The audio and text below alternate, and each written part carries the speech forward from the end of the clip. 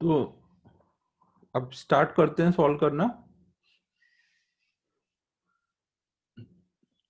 ना हमारे ये दिया हुआ है एक्स एक्सिस है, इधर ये वाई एक्सिस है।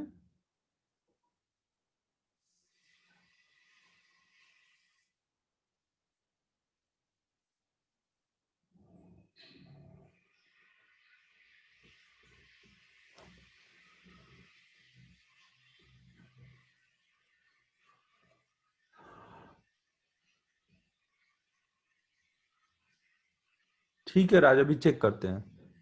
यहाँ पे कोई चार्ज पार्टिकल को हमने क्यू चार्ज पार्टिकल को वी स्पीड से ऐसे फेंक रहे हैं थीटा एंगल पर, और यहाँ पे जेड एक्सिस जो है वो बाहर को है ना। अगर हम लोग इसका पाथ देखें, यहाँ पे क्या हो रहा होगा, इधर को वी कॉस थीटा आ रहा होगा और इधर को वी साइन थीटा आ रहा होगा, और मैग्नेटिक फील्ड एक्स एक्सिस के लॉन्ग है।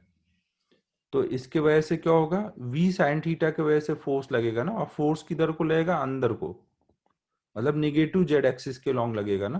तो ये चार्ज पार्टिकल कौन से प्लेन में घूमेगा, वाई जेड प्लेन में घूमेगा ना। ये जेड एक्सिस बाहर को है तो ये वाई जेड प्लेन में घूमेगा और एक्स में आगे बढ़ता जाएगा। ये बात सबको समझ आ रही है। Charge particle Y Z plane में घूमेगा।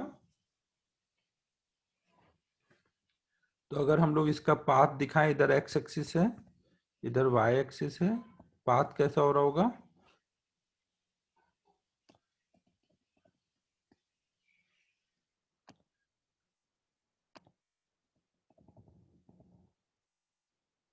ऐसे कुछ जा रहा होगा ना। समझो सभी। और अगर हम लोग यहां से देख रहे हैं, यहां से अगर हम देखेंगे इस साइड से, तो हमें क्या दिखेगा, ऐसे वो सर्कल में घूमता दिखेगा।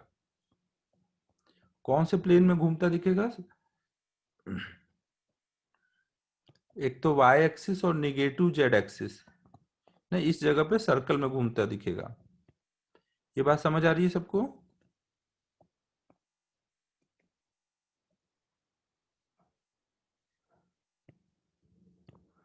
यहाँ पे ये अंदर को फोर्स लगा है ना, अंदर को फोर्स लगा है मतलब निगेटिव एक्स एक्सिस के लॉन्ग। तो उसका यहाँ से वो निगेटिव एक्स एक्सिस के लॉन्ग घूम रहा है ना, पॉजिटिव एक्स एक्सिस बाहर को है। ये अंदर को जाएगा फिर घूम के वापस यहाँ तक आएगा ना, ओरिजिन तक, ऐसे ये एक्स एक्सिस तक बार बार टच करता हुआ आगे जा रहा होगा। कुछ समझ आ रहा है मैं क्या बोल रहा हूँ,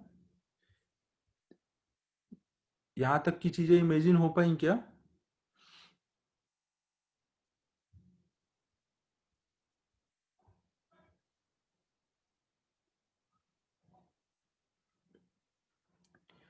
अब देखो, जो वाई जेड प्लेन में स्पीड है वो मैग्नेटिक फील्ड के परपेंडिकुलर है, तो वो उसी v साइन थीटा से ये घूम रहा होगा ना। ये जब सर्कल में ऐसे घूम रहा होगा तो उसकी स्पीड हमेशा कितनी होगी वाई जेड प्लेन में, वाई जेड प्लेन की स्पीड हमेशा उसकी v साइन थीटा होगी। v साइन थीटा ना, v cos theta x axis में, v साइन थीटा उसको घुमा रहा है। तो सर्कल में जो स्पीड होगी वो हर टाइम पे कितनी होगी, v साइन थीटा ना। टी टाइम में मान लो वो कुछ फाई एंगल घूम चुका है, टी टाइम में अगर वो फाई एंगल घूम चुका होगा तो फाई की वैल्यू कितनी बोलोगे, ओमेगा टी ना। ओमेगा तो स्पीड पे डिपेंड नहीं करेगा, बस एक परपेंडिकुलर कंपोनेंट चाहिए वेलोसिटी का बी के, तो वो है तो ओमेगा आ जाएगा। और ये इधर को कितने से जा रहा है, वाईजेड प्लेन जो घूमने वाली स्पीड है वो वी साइन थीटा है ना।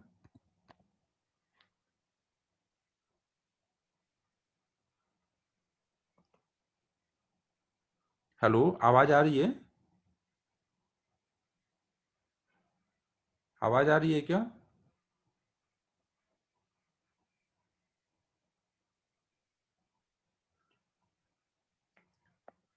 अच्छा, तो देखो मैं ये बोल रहा हूँ कि जो चार्ज पार्टिकल है वो, उस पर फोर्स किधर लग रहा है, वी साइन थीटा की वजह से अंदर को लग रहा है, अंदर को मतलब निगेटिव एक्स एक्सिस में। तो वो वहां से क्या होगा, वाई जेड प्लेन में घूमने लगेगा। वाई जेड प्लेन मतलब वाई और माइनस जेड एक्सिस के बीच में, और साथ में घूमते हुए आगे जा रहा होगा एक्स एक्सिस में। ये अंदर को निगेटिव जेड एक्सिस है ना, बाहर को पॉजिटिव जेड एक्सिस है। तो वो अंदर को गया है ना, फिर वापस आकर के टच कर रहा है, फिर ऐसे वो जा रहा है वहां पे। थोड़ा सा पाथ मैंने सही से दिखा पाया हूँ कि नहीं, एक मिनट रुको।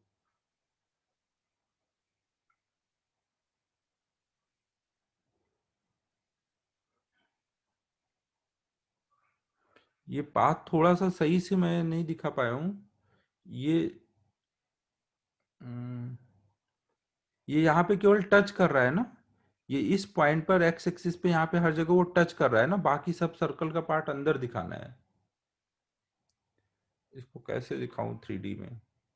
आप इमेजिन कर पा रहे हो मैं क्या बोल रहा हूँ? वो वाई और जेड एक्सिस पे, वाई और निगेटिव जेड एक्सिस के बीच में घूम रहा होगा और एक्स एक्सिस पे बार बार आ करके टच कर रहा होगा ना यहाँ पर। ये ध्यान रखो कि ये एक्स एक्सिस उसका सेंटर नहीं है इस बार, यहाँ डायग्राम में थोड़ा सा वो सही से इमेजिन नहीं करा पा रहा हूँ।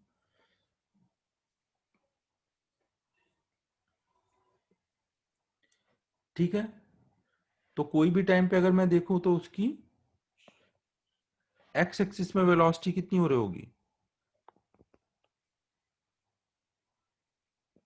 एक्स डायरेक्शन में उसकी वेलोसिटी कितनी हो रही होगी? v cos थीटा ना। और एक्स एक्सिस में डिस्प्लेसमेंट कितना हो जाएगा? एक्स की वेलोसिटी इनटू टाइम। ये समझो ना, एक्स एक्सिस में कितना आगे जाएगा तो एक्स वाली वेलोसिटी इनटू टाइम, एक्स में वेलोसिटी कितनी है? v cos theta.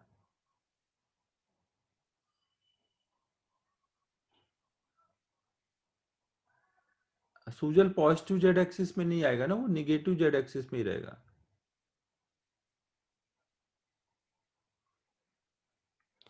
और अगर हम लोग y और z की वेलोसिटी निकालें तो इस v sin थीटा को हमें रिजॉल्व करना पड़ेगा ना। इसको अगर हम रिजॉल्व करेंगे तो ये अगर फाई है, ये फाई आएगा, ऑल्टरनेट एंगल, ये पूरा 90 है तो ये 90 माइनस फाई, तो ये फाई आ जाएगा। मतलब v sin थीटा का y में कंपोनेंट आएगा v sin theta cos phi, और इधर आएगा v sin theta sin phi. तो y वाला मैं इधर लिख दे रहा हूँ ना, वी वाई की वैल्यू रिजॉल्व करके आएगी वी साइन थीटा का, इधर कंपोनेंट आएगा V sine theta into cos phi. Phi की वैल्यू कितनी डालोगे? Omega T.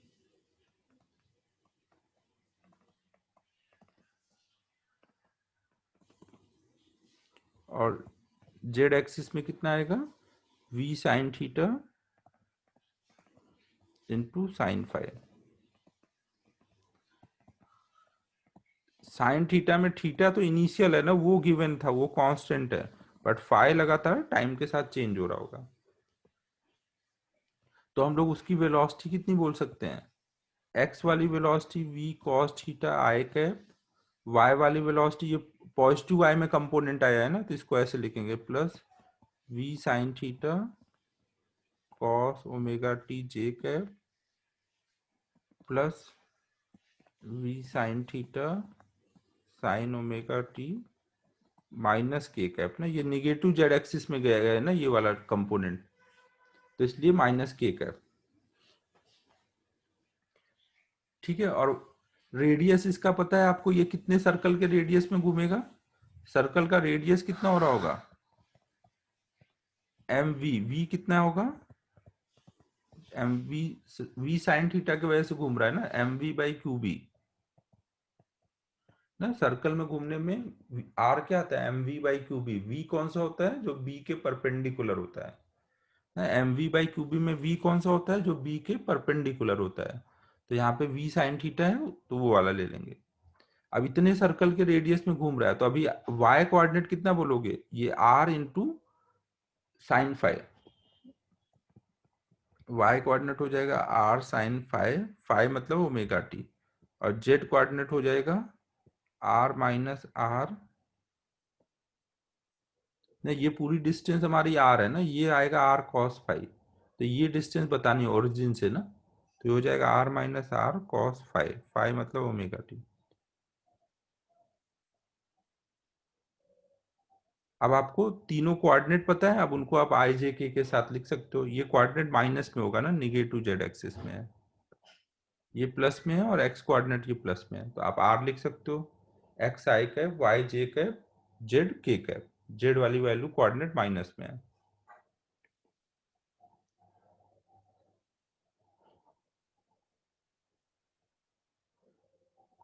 कोऑर्डिनेट देखो, एक्स कोऑर्डिनेट तो ऑलरेडी कथन निकाल रखा है, वाई और जेड कोऑर्डिनेट के लिए ये आर सर्कल के रेडियस में घूम रहा है, ये आर पता है आपको, ये एंगल फाई पता है, तो ये वाला जो हाइट होगा ये वाई कोऑर्डिनेट होगा, और ये वाली डिस्टेंस जेड कोऑर्डिनेट होगी।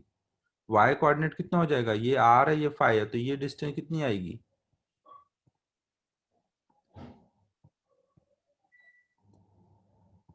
Are sine phi. नहीं, ये वाई कोऑर्डिनेट हो गया ना, और ये कोऑर्डिनेट, ये जेड कोऑर्डिनेट निकालना है, तो R minus R cos phi कर देंगे ना, और वो निगेटिव जेड एक्सिस पे इसलिए माइनस में लिखा है।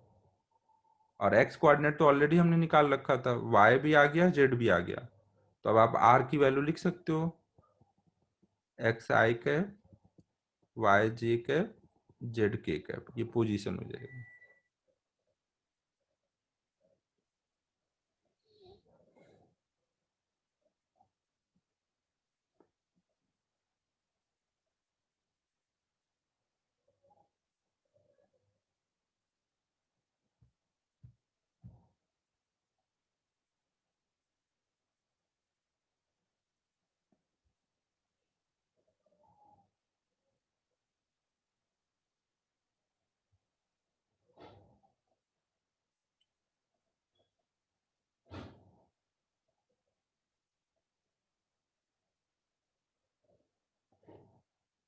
ठीक है, हो गया।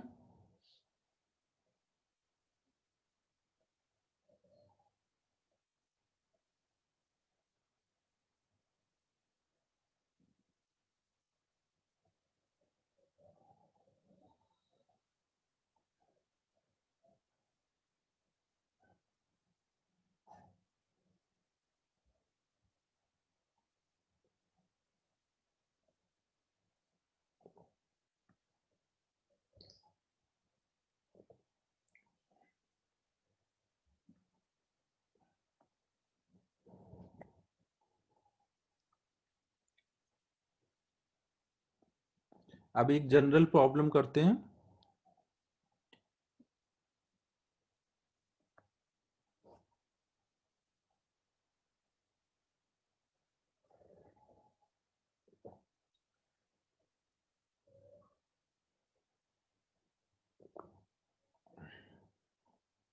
अभी चेक ही नहीं हो पाया यार, कल रात के 12 बजे तक तो रिजल्ट आया नहीं था, सुबह आया होगा, तो अभी तक चेक नहीं किया है।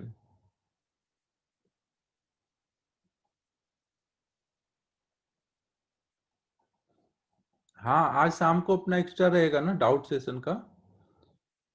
उस दिन थर्सडे को नहीं हो पाया था कुछ काम की वजह से, तो आज शाम को करेंगे 5:30 पे।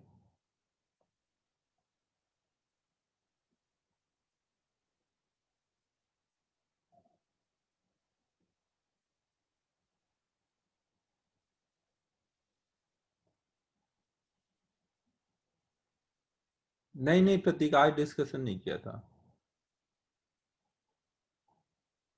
हाँ, करंट इलेक्ट्रिसिटी का एक्सरसाइज 2 जो थोड़ा सा बचा वो करके फिर कैपेसिटर स्टार्ट करेंगे। अभी मैं सोचा हूँ ना, हर सैटरडे को शाम को डिस्कशन क्लास ही रख देते हैं ना, जो भी डाउट रहेंगे वीक भर के उस दिन कर लिए जाएंगे। हर सैटरडे को फिक्स कर देते हैं ना शाम के टाइम में डाउट सेशन।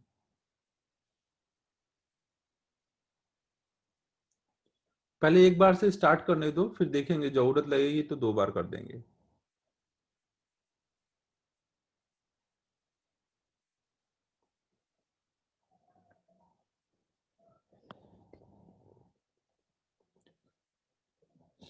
चलो एक प्रॉब्लम करते हैं। सपोज कहीं पे मैग्नेटिक फील्ड है perpendicular to X Y plane, B की वैल्यू ऐसे परपेंडिकुलर है, बट ये वेरिएबल है, इसकी वैल्यू है कुछ minus B naught X K cap ना, मतलब वो एक्स वाई प्लेन के परपेंडिकुलर है, माइनस के कैप मतलब अंदर को, और जैसे जैसे हम आगे बढ़ रहे हैं एक्स एक्सिस में इसकी वैल्यू भी चेंज हो रही है।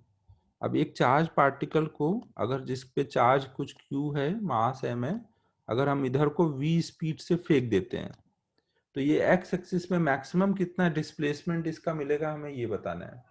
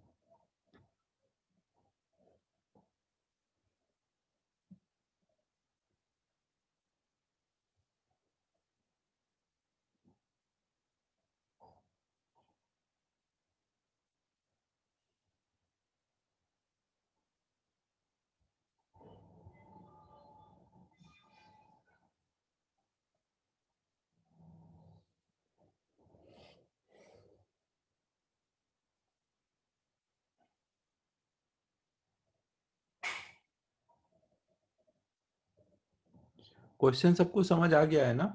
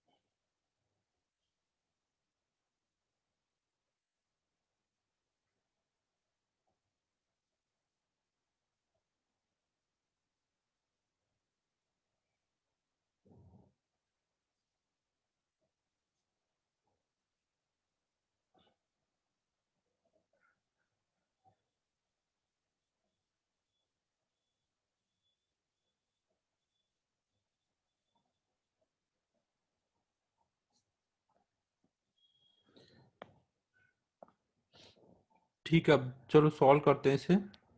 देखो यहाँ पे जब ये इधर को चलेगा तो इस पे फोर्स क्या है, मैग्नेटिक फील्ड अंदर को है ना। तो इधर को राइट हैंड के फिंगर रखो और अंदर को कर्ल करो। हाँ, इधर को राइट हैंड का फिंगर रखो और अंदर को कर्ल करोगे तो फोर्स इधर को जा रहा होगा। यहाँ पे फोर्स इधर को लगा होगा। फोर्स जब इधर को लगेगा तो इसका पाथ कुछ ऐसे होने लगेगा ना। लेकिन यहाँ पे जो सर्कुलर पाथ होगा उसका आर लगातार चेंज करेगा, क्योंकि बी लगातार चेंज कर रहा है ना। जैसे जैसे हम आगे बढ़ेंगे वो चेंज हो रहा होगा ना, तो एग्जैक्ट सर्कुलर पाथ नहीं होगा ये। तो ये कुछ ऐसे पाथ पे जा रहा होगा और फिर कहीं यहाँ तक जाने के बाद फिर वो इधर जाने लग जाएगा। तो ये आपकी मैक्सिमम डिस्प्लेसमेंट है ना। मान लो कोई टाइम पे अभी चार्ज पार्टिकल यहाँ पे पहुंचा हुआ है और इस टाइम पे v तो चेंज करेगा नहीं, v स्पीड है, और मान लो ये x एक्सिस से थीटा एंगल पर आ चुका है। अगर x एक्सिस से थीटा एंगल पर आ चुका है तो अब इसके कंपोनेंट हम निकालें तो इधर आ जाएगा v cos थीटा और इधर आ जाएगा v sin थीटा।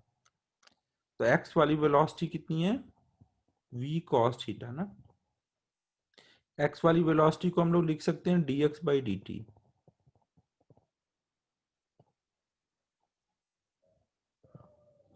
साथ में हमें पता है ओमेगा कोई भी टाइम पे कितना होगा, अगर ये यहाँ पर आ चुका है तो इस एक्स कोऑर्डिनेट के करस्पॉन्डिंग इस पॉइंट का कुछ बी आएगा ना। फिर जो भी बी आएगा उसको लेते हुए हम क्यू बी बाई एम लिख देंगे, तो वो ओमेगा आ जाएगा। और ओमेगा को हम लोग क्या लिख सकते हैं, D theta by D T. Fix line से जिस रेट से चेंज हो रहा होगा वो ओमेगा ले लेंगे। हमने एक्स एक्सिस से एंगल लिया है ना, तो ये हो गया क्यू बी बाई एम।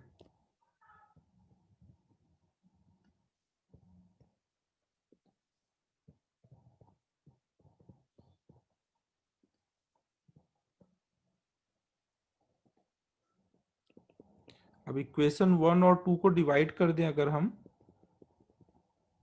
तो ये कितना हो जाएगा, D X by D theta equal to V cos theta upon में क्यू बी बाय एम।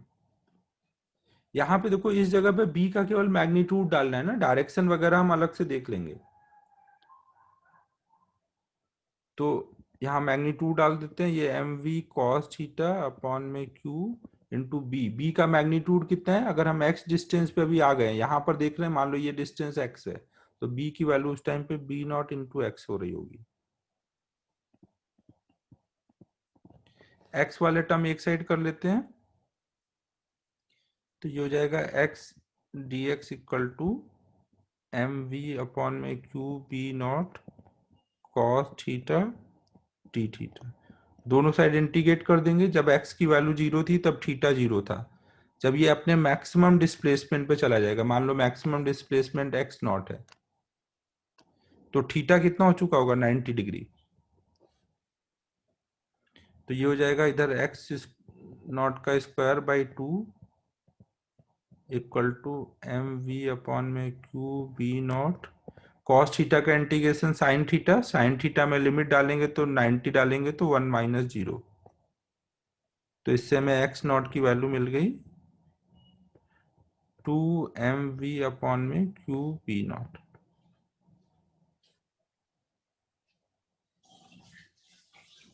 राज का सही आया था। समझ आया सबको क्या क्या किया है।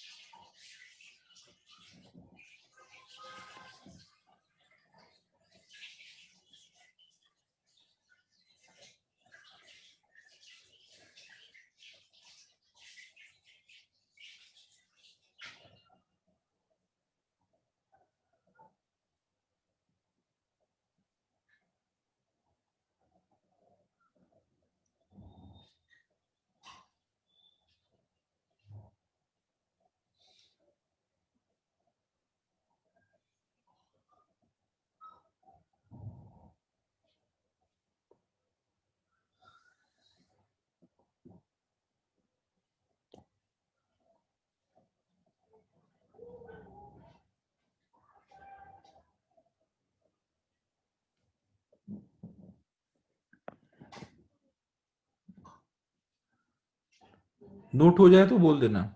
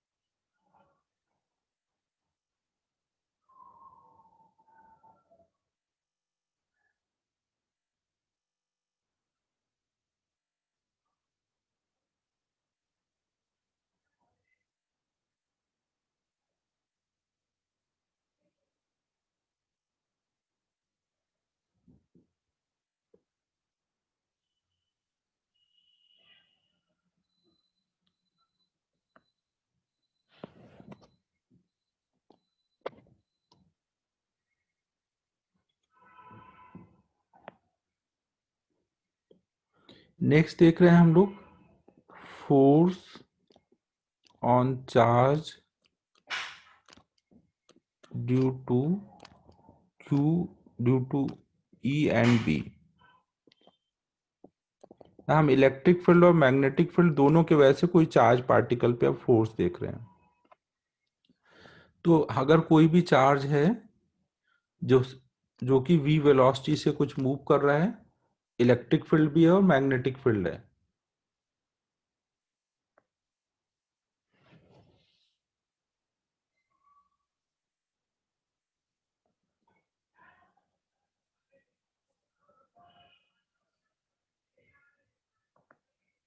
तो इस पे अगर इलेक्ट्रिक फील्ड और मैग्नेटिक फील्ड दोनों है,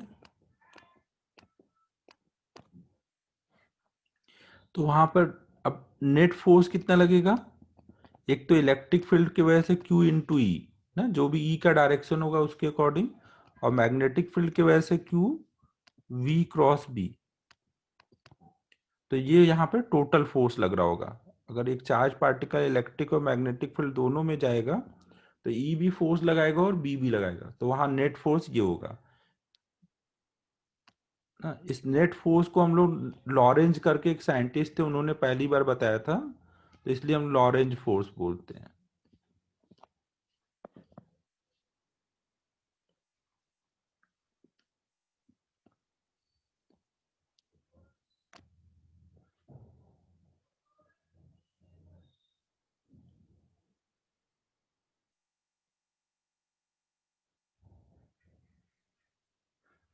अब इस पे कुछ प्रॉब्लम कर लेते हैं।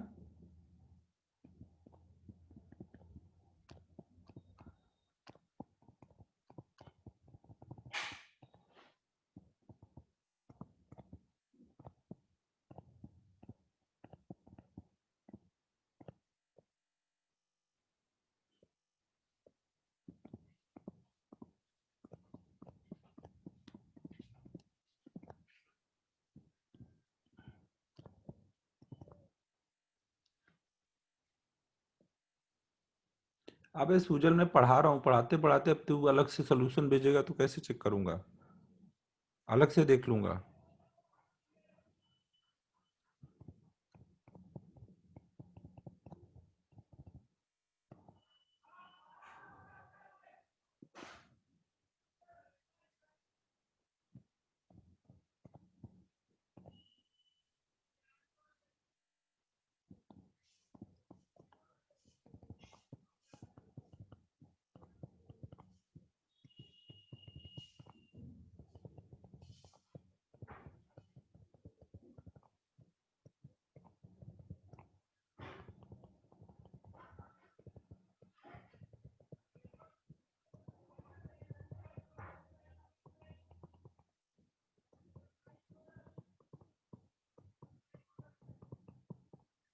ये करो सभी। कोई सपोज कहीं पे इलेक्ट्रिक फील्ड और कोई चार्ज पार्टिकल अनडेविएटेड कहीं से गया, और वहां पे अगर पूछा जाए कि ई और बी अगर हैं तो उसमें क्या क्या पॉसिबिलिटी हो सकती है? दोनों ही नहीं है, एक तो ये पॉसिबिलिटी है, एक है एक नहीं है, दोनों है, इस टाइप के क्या क्या पॉसिबल हो सकते हैं ये बताना है, अगर चार्ज पार्टिकल का पाथ अनडेविएटेड है।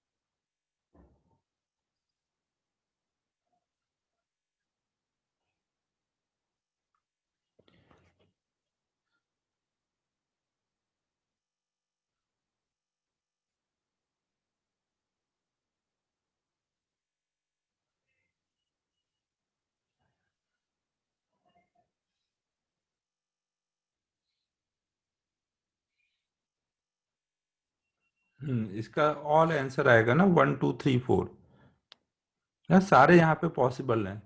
कैसे पॉसिबल है? जैसे पहला ऑप्शन देखो, हमें बोला गया अनडेविएटेड, मान लो चार्ज पार्टिकल इधर को है, v वेलोसिटी से जा रहा है, और इधर कोई इलेक्ट्रिक फील्ड है, तो क्या इसका पाथ चेंज करेगा? b है ही नहीं है, और केवल, सॉरी, पहले ऑप्शन में तो कुछ भी नहीं है ना। पहला ऑप्शन तो सबको क्लियर है कि भाई अगर ना e है ना b है तो कोई फोर्स लगाने वाला है ही नहीं है, तो पहला ऑप्शन तो सही है कि भाई अनडेविएटेड जाएगा। दूसरा ऑप्शन देखो, दूसरे में वी इधर है और इलेक्ट्रिक फील्ड भी इधर है, तो फोर्स इसी डायरेक्शन में लगेगा ना, तो इसका वी का मैग्नीट्यूड बढ़ने लग जाएगा। लेकिन क्या ये अपने पाथ से डेविएट करेगा?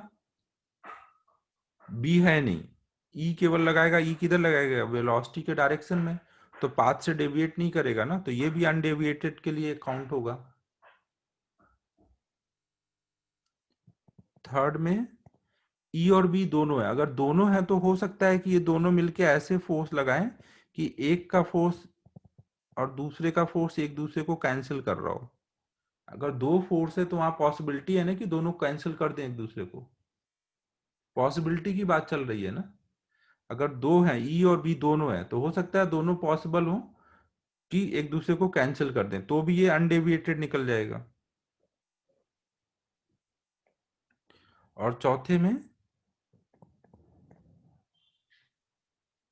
आदित्य,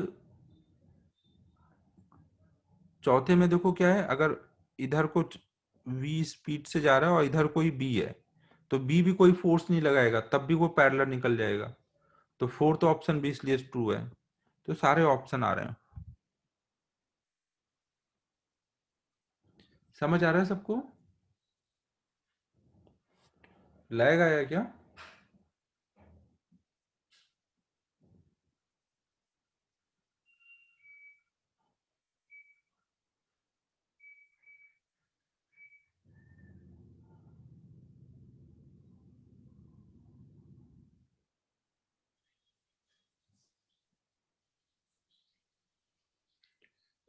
ठीक है, ये नोट हो जाए तो बोल देना।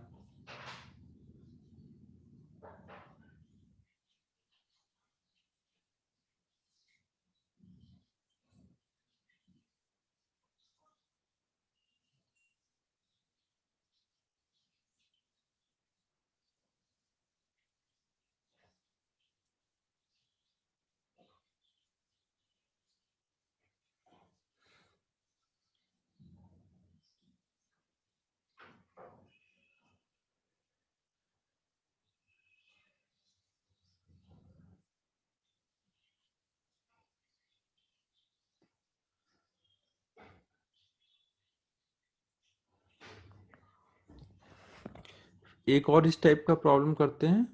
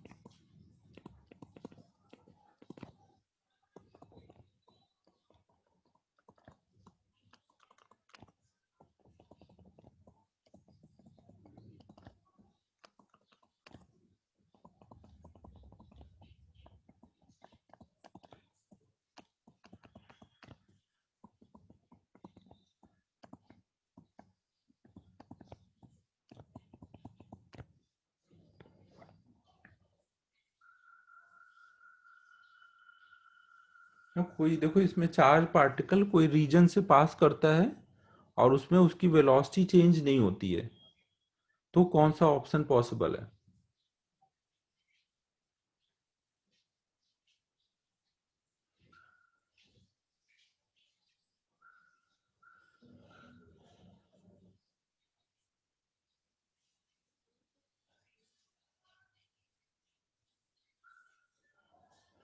तो इस बार 1, 3 और 4 आ जाएगा ना।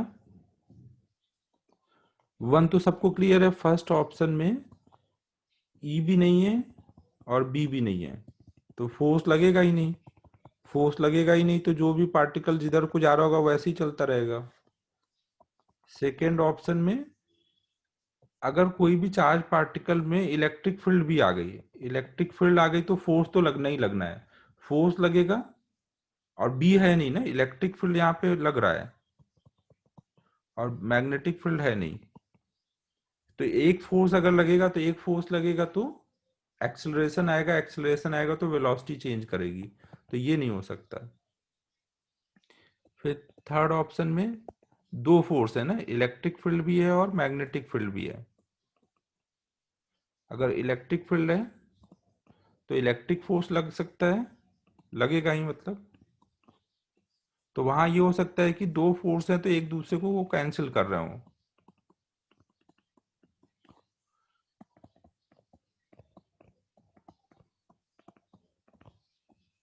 जब दो फोर्स है तो कैंसिलेशन की पॉसिबिलिटी है, इसलिए यहाँ पर अंडे वेलोसिटी के बिना चेंज के जा सकता है।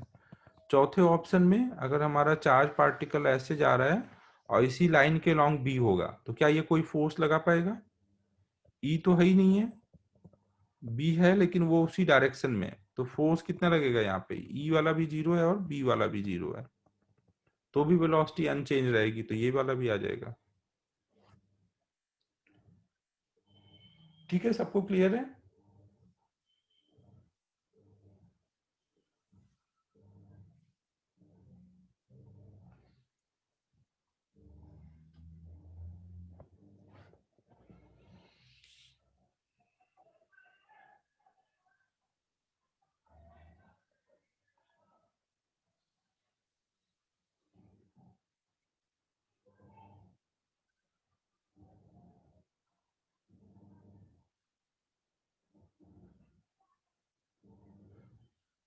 अगर v और b पैरेलल होंगे तो एफ बी वाला फोर्स कितना आएगा? फोर्स निकालने का में साइन थीटा आता है ना, थीटा जीरो है।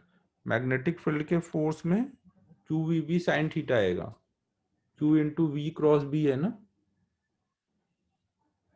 अथर समझ रहे हैं?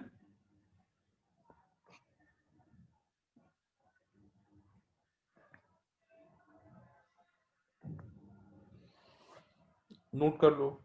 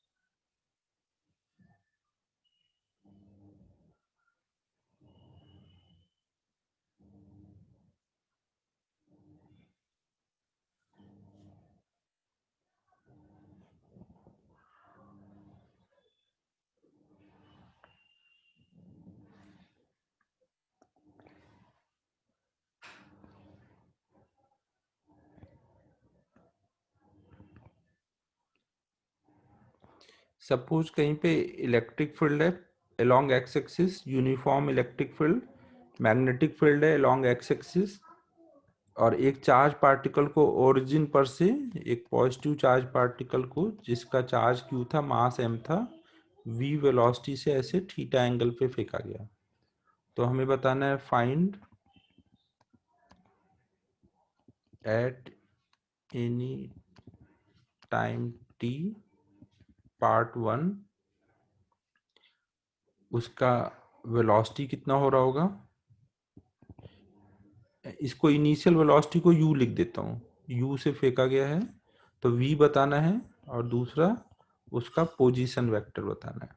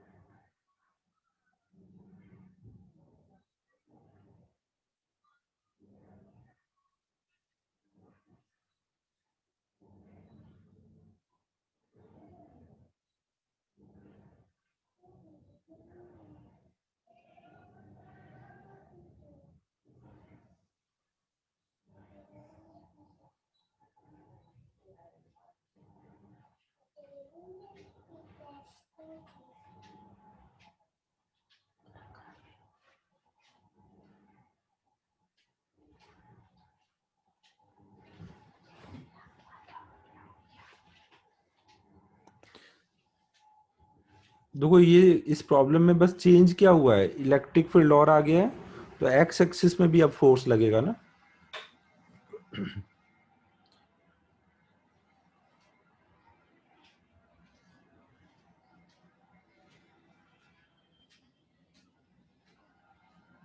हाँ बस एक्स एक्सिस में एक्स्ट्रा फोर्स आ गया ना। तो यहाँ पे एक तो इलेक्ट्रिक फोर्स आ गया एक्स एक्सिस में, और साथ में निगेटिव डायरेक्शन में मैग्नेटिक वाला फोर्स है, निगेटिव जेड डायरेक्शन में ना, निगेटिव जेड डायरेक्शन में मैग्नेटिक फोर्स है, तो उसके वजह से वो रोटेट करेगा वाई जेड प्लेन में इसके वजह से, और इसके वजह से उसका पिच बढ़ता जाएगा ना। यहाँ पे वेलोसिटी का इधर कंपोनेंट आ जाएगा u cos थीटा, और इधर आ जाएगा u sin थीटा। तो u cos थीटा ये लगातार बढ़ता जा रहा होगा ना, तो x डायरेक्शन में कोई भी टाइम पे स्पीड क्या होगी, initial speed u plus A कितना होगा, q into E by M into T. Displacement कितना होगा कोई भी टाइम पर, तो U T plus half A T square, ये डिस्प्लेसमेंट हो जाएगा। और वाई जेड प्लेन में अगर हम देखें, तो वाई जेड प्लेन में वाई और निगेटिव जेड एक्सिस में ये चार्ज पार्टिकल घूम रहा होगा ऐसे। वाई जेड की स्पीड क्या चेंज करेगी, एक्स एक्सिस में फोर्स लगाए तो वाई कंपोनेंट और जेड कंपोनेंट, मतलब वाई जेड प्लेन की स्पीड में कोई चेंज नहीं आएगा, तो ये स्पीड हमेशा,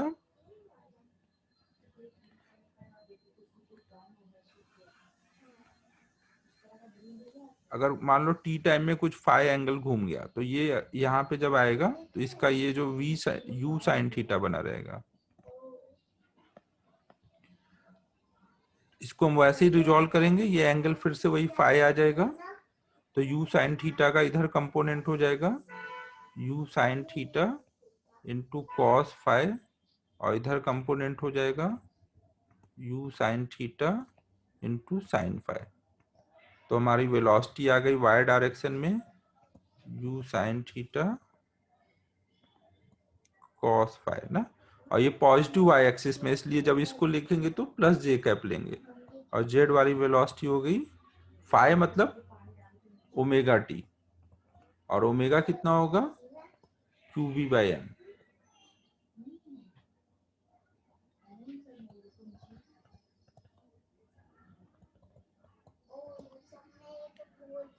वाई कोऑर्डिनेट कितना बोलेंगे, आर साइन फाई ना प्लस में, और जेड कोऑर्डिनेट कितना बोलेंगे माइनस में, R minus R cos phi ना। हमें वाई कोऑर्डिनेट मतलब ये वाली डिस्टेंस बतानी है। ठीक है, आपको कोऑर्डिनेट पता चल गए, वेलोसिटीज पता चल गए, तो आप सबको वेक्टर फॉर्म में बता सकते हो।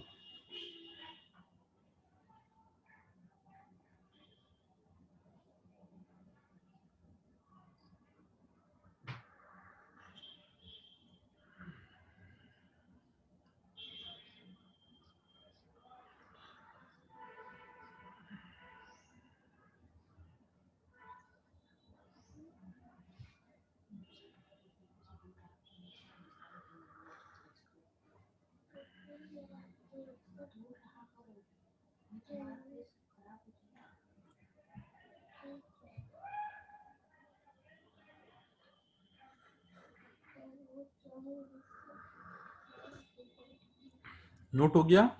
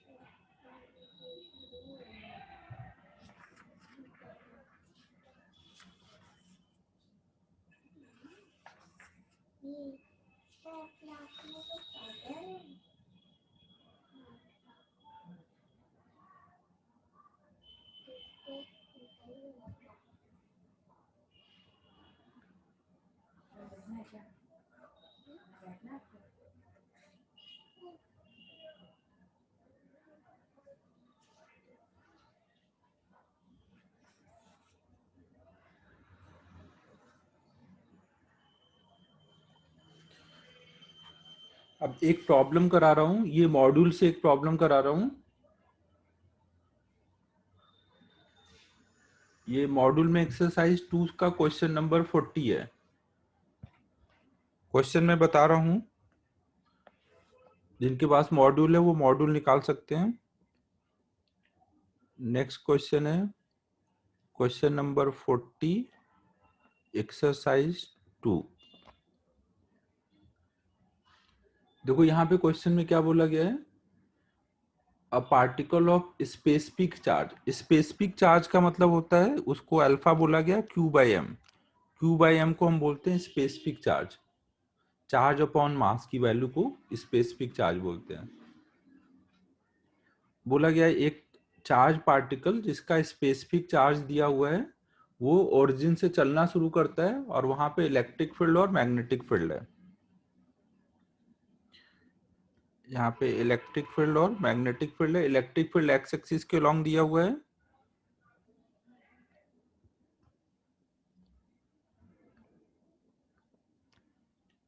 इलेक्ट्रिक फील्ड एक्स एक्सिस के लॉन्ग है,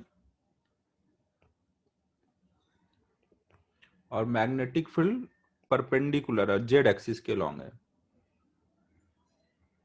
ये लिख दिया नमन एक्सरसाइज 2 क्वेश्चन नंबर 40। चैप्टर भी बताओ, magnetic field, page number 4 page number 4.37।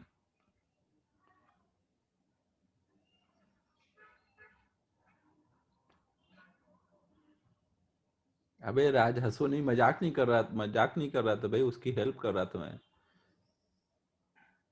तो हमें इसमें देखो बोला गया है कि जब ये चार्ज पार्टिकल ये ओरिजिन से चलना शुरू करता है ना,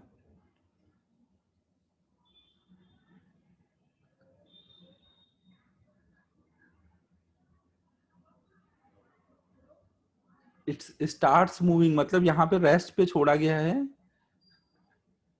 ये रेस्ट पे छोड़ा गया है। अरे मैंने वो उसको मॉड्यूल में हेल्प की, वो चैप्टर में कहीं कंफ्यूज ना हो रहा हो।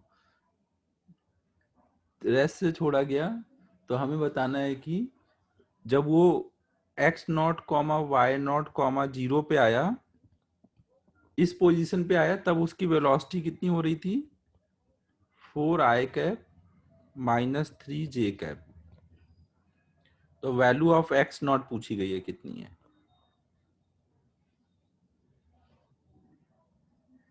ना। कोई चार्ज पार्टिकल यहाँ से चलना शुरू करता है, यहाँ रेस्ट पे रखा गया, जब यहाँ रेस्ट पे रखोगे तो इलेक्ट्रिक फील्ड फोर्स लगाएगा, जैसे वो चलेगा बी फोर्स लगाएगा। तो वो कोई जब इस पॉइंट पे पहुंचता है तो उसकी वेलोसिटी दे दी गई है, तो हमें ये वाली वैल्यू बतानी है एक्स नॉट की।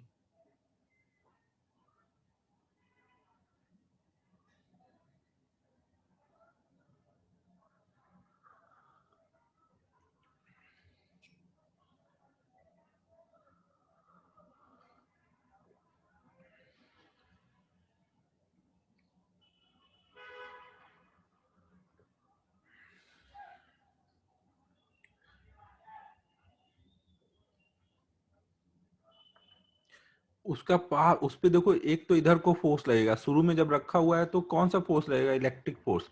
जैसे ये इधर को चलेगा तो वी क्रॉस बी करोगे तो मैग्नेटिक फील्ड का फोर्स नीचे को लगेगा, तो वो कुछ ऐसे जाएगा।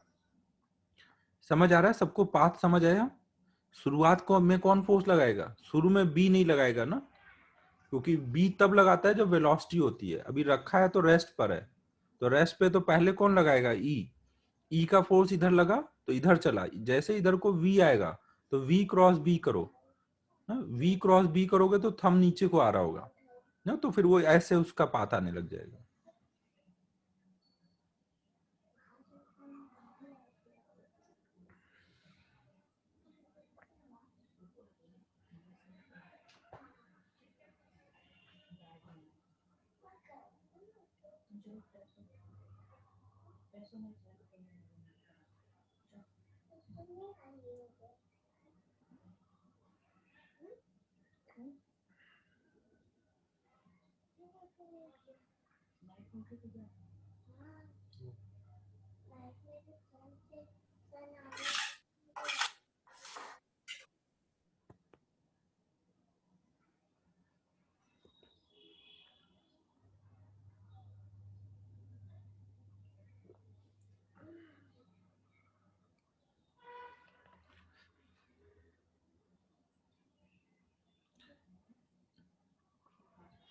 नमन तुझे मिला कि नहीं क्वेश्चन अभी तक? बताया नहीं तूने।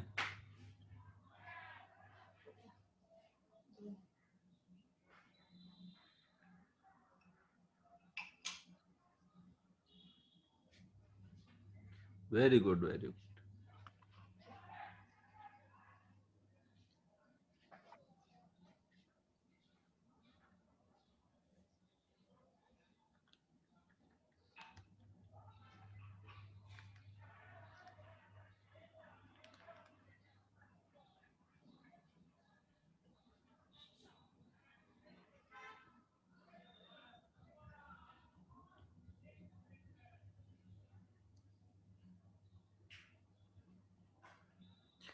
हुआ ये कोई कुछ से प्रॉब्लम?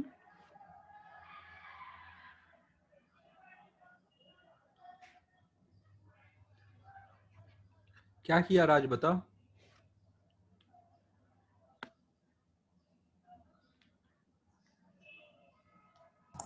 सर वो टाइम पीरियड है ना, उसको इंटू एन कर देंगे, मान लेंगे एन एन, हाँ उसी पॉइंट पे वापिस आ जाएगा ना।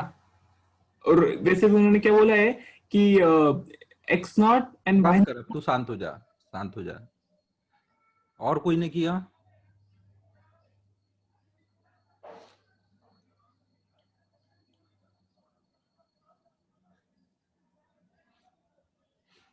देखो यहाँ पर जब चार्ज पार्टिकल ऐसे कुछ जा रहा है ना, तो उसकी देखो वेलोसिटी कुछ यहाँ पे क्या आई हुई है, 4i cap minus 3j cap. X वाली वेलोसिटी 4 है, वाई वाली वेलोसिटी 3 है। तो नेट उसकी स्पीड कितनी हो रखी है? 5 ना। उसका अगर हम यहाँ पे स्पीड निकालें तो कितना है? 5। तो ये जो स्पीड आई है वो किसके वजह से आई है? इलेक्ट्रिक फील्ड की वजह से आई है, मैग्नेटिक फील्ड की वजह से आई है? एनर्जी कौन सप्लाई कर सकता है? इलेक्ट्रिक फील्ड कर सकता है ना। तो अगर हम यहाँ वर्क एनर्जी थ्योरम लगाए, डब्ल्यू ऑल बराबर डेल्टा के, तो work of electric field plus work of magnetic field बराबर 0। तो सॉरी, डेल्टा के, डेल्टा के को लिख देते हैं फाइनल के माइनस इनिशियल के। अब देखो बी तो कभी भी वर्क नहीं करेगा, तो उसका तो वर्क 0 लिख देंगे। इनिशियल वो रेस्ट से छोड़ा गया था ओरिजिन पे, तो इनिशियल के 0 है। अब इलेक्ट्रिक फील्ड का वर्क चाहिए। इलेक्ट्रिक फील्ड का वर्क कैसे निकालोगे? Q इंटू ई, फोर्स इंटू डिस्प्लेसमेंट। फोर्स किधर को लग रहा है? एक्स एक्सिस के लॉन्ग लग रहा है ना। और हमें इस पॉइंट का चाहिए, इस पॉइंट का कोऑर्डिनेट दिया है ना, एक्स कोऑर्डिनेट। तो एक्स एक्सिस में वर्क, यहाँ पे वर्क के लिए केवल हमें कौन सा डिस्प्लेसमेंट चाहिए? एक्स में फोर्स है तो एक्स वाला डिस्प्लेसमेंट ना। तो ये हमने लिख लिया, ये बराबर चेंज इन काइनेटिक एनर्जी। तो half M V square, V कितना है? 5, इनिशियल 0 था ना। तो ये कितना हो जाएगा? एक्स नॉट की वैल्यू आ जाएगी 1/2 एम 25 अपॉन में क्यू ई। अब हमें अल्फा लिख देना है, क्यू बाई एम को अल्फा लिख देना है, तो यहाँ पे 1/अल्फा है।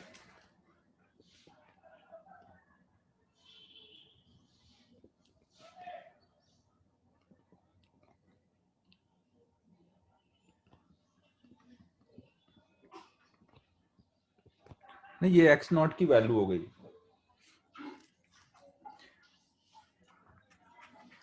समझ आ रहा है कुछ मैं क्या बोल रहा हूं?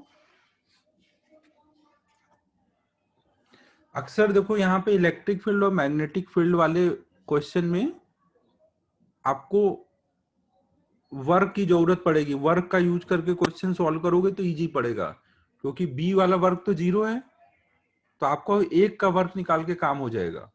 अदरवाइज दोनों को केवल आप फोर्स लेके सोचोगे, वेलोसिटी डिस्प्लेसमेंट ये सब तो दोनों का ही लेना पड़ेगा, तो वो डिफिकल्ट होता है सोचने में। कुछ चमक रहा है मैं क्या बोल रहा हूं? राज तुझे भी समझा, तू क्या बोल रहा था?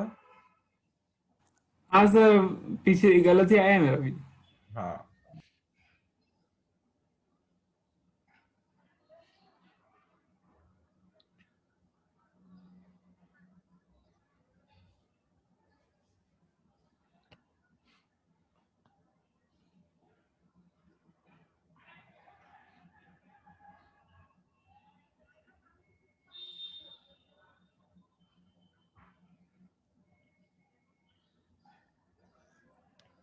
अब नेक्स्ट हम लोग देख रहे हैं force on a current carrying wire due to magnetic field.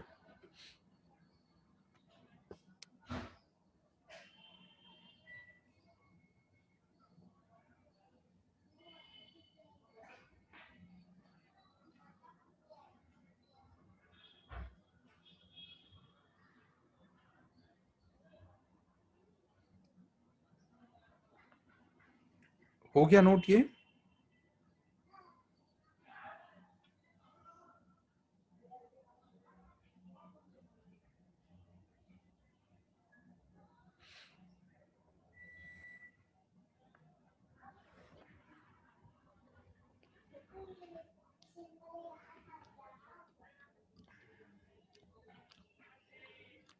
देखो इस चैप्टर में हमें तीन चीजें पढ़नी थी ना फोर्स के बारे में।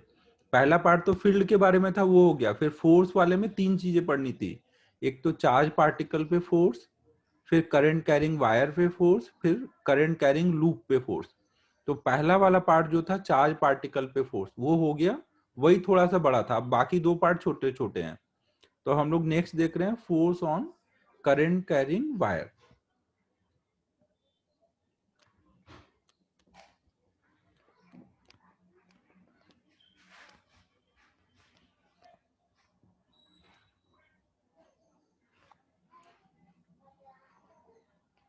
सपोज हमने कोई वायर लिया हुआ है जिसमें आई करंट जा रही है, और इसमें हमने एक छोटा सा डीएल लेंथ लिया, और हम पहले इस डीएल लेंथ की वजह से देखना चाह रहे हैं कितना फोर्स लगेगा, फिर टोटल वायर का देखेंगे।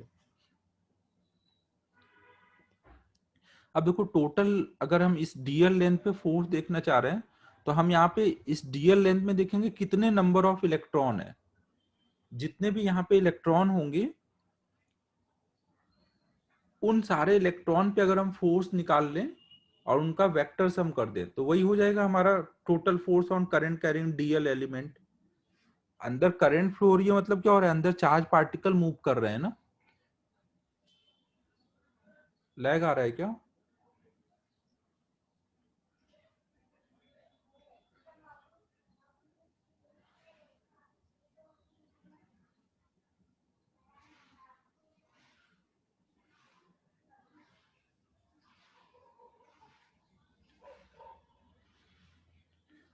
तो देखो यहाँ पर कोई हमने अगर डीएल एलिमेंट लिया तो इसमें कुछ इलेक्ट्रॉन्स होंगे ना।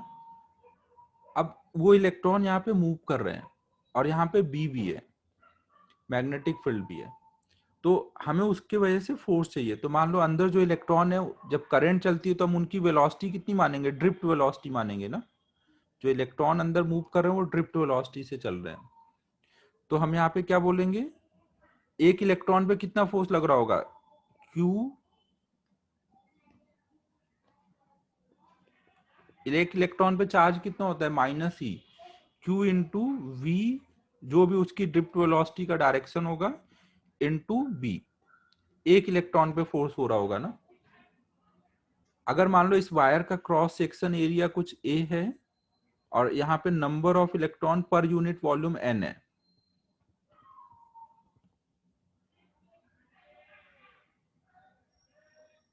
हाँ, तो वो खुद से हो जाएगा ना। देखो यहाँ पे v लिखा है, आगे माइनस लगाया है, वो खुद से हो जाएगा वो चीज।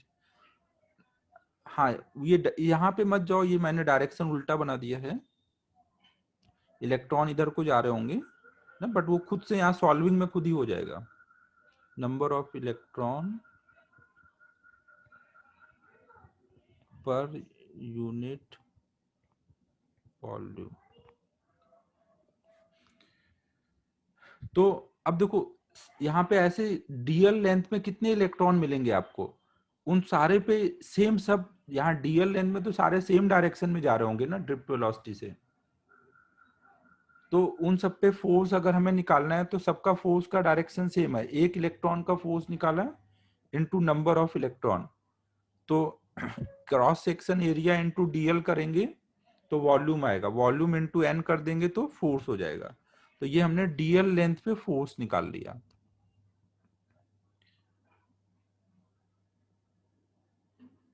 ये डीएल लेंथ पे फोर्स को मान लो डीएफ बोल देते हैं, क्योंकि डीएल लेंथ पे निकाला है। तो उसकी वैल्यू कितनी आ रही है, इसको हम बोलेंगे minus N E A V T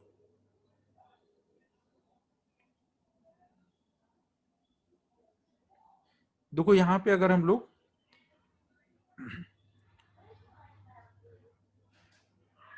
minus V D vector को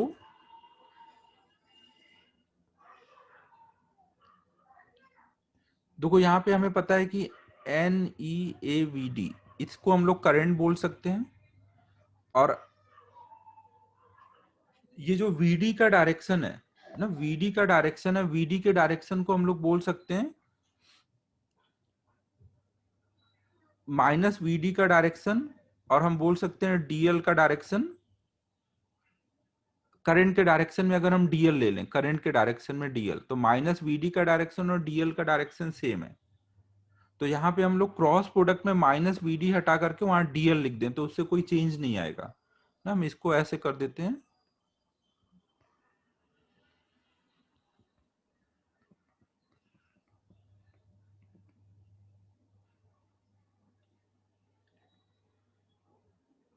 हाँ इलेक्ट्रॉन करंट के अपोजिट चल रहे हैं ना, वीडी इधर है और डीएल हमने करंट के डायरेक्शन में लिया है ना। डीएल जो होता है, पीछे भी देखो डीएल हमेशा हम लोग करंट के डायरेक्शन में लेते हैं ना। डीएल वेक्टर जो होता है उसका direction in direction of current होगा।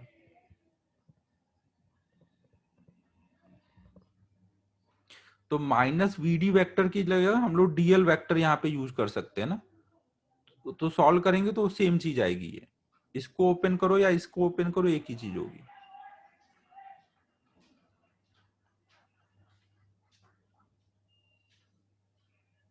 ये बात समझ आ रही है मैं क्या बोल रहा हूँ?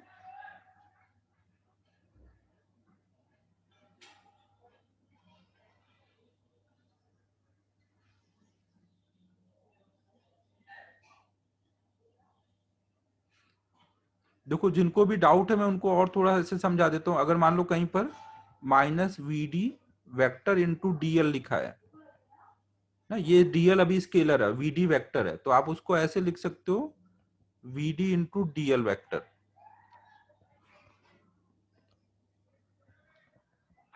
ना। माइनस वी डी का डायरेक्शन इधर था और डीएल का डायरेक्शन इधर है ना। तो माइनस वी डी मतलब किधर हुआ, इधर को। वी डी इधर है तो माइनस वी डी इधर हुआ, minus V D into DL आप लिख सकते हो वी डी इंटू डीएल, एक ही चीज है।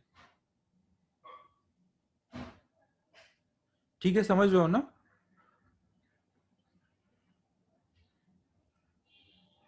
तो मैंने वही किया ना, यहाँ पर वीडी इंटू डीएल था, वीडी इंटू डीएल। इस डीएल को स्केलर है यहाँ लिख लो, नहीं इस डीएल को स्केलर है यहाँ लिख लो, माइनस वीडी को अंदर कर लो ना। मैं यहाँ पे अंदर लिख के दिखा देता हूँ ऐसे। इसको हम ऐसे लिख सकते हैं, माइनस ई को इधर रहने दो, ई ए एन, यहाँ पे हम लिख लेंगे DL into minus V D cross B ना, ऐसे ना। जैसे कहीं पे भी मान लो ए क्रॉस बी है और कोई स्केलर है, तो आप स्केलर को बाहर भी निकाल सकते हो, अंदर भी रख सकते हो ना, उससे कोई फर्क नहीं पड़ता। इसको आप ऐसे भी लिख सकते हो या फिर ए के साथ मल्टीप्लाई करके बाद में क्रॉस प्रोडक्ट कर सकते हो। तो यहाँ पे अभी डीएल स्केलर था ना, उस पे एरो नहीं बनाया है, तो डीएल को मैंने वीडी के साथ में कर दिया है। अब मुझे पता है कि डीएल इंटू माइनस वीडी को हम लिख सकते हैं वीडी इंटू डीएल वैक्टर है। दोनों का मैग्नीट्यूड सेम आएगा, डायरेक्शन सेम आएगा, वीडी डीएल का या डीएल इंटू माइनस वीडी का। तो यहाँ पे हम वो लिख देंगे वीडी इंटू डीएल वैक्टर।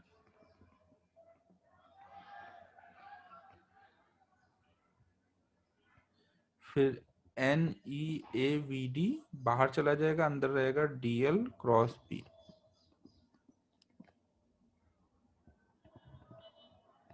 तो ये हमारा आ गया, फोर्स का एक्सप्रेशन क्या हो गया, I into DL cross B।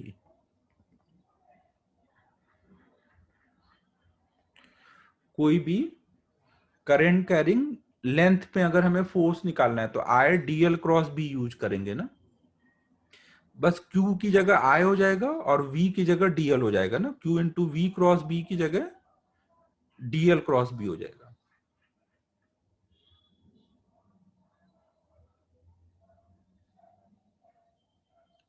ठीक है, सबको समझ आ रहा है मैं क्या बोल रहा हूं? ये फॉर्मूला ध्यान रखना है ना।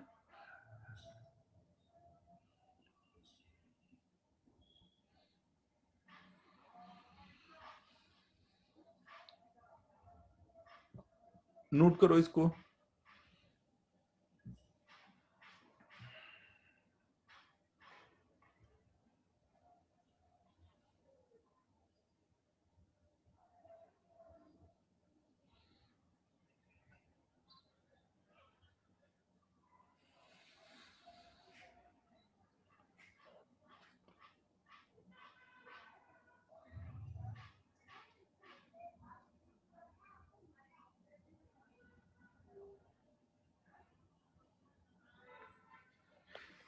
तो करंट कैरिंग एक छोटे से डीएल लेंथ के लिए हमने फॉर्मूला निकाल लिया, DF equal to I DL cross P.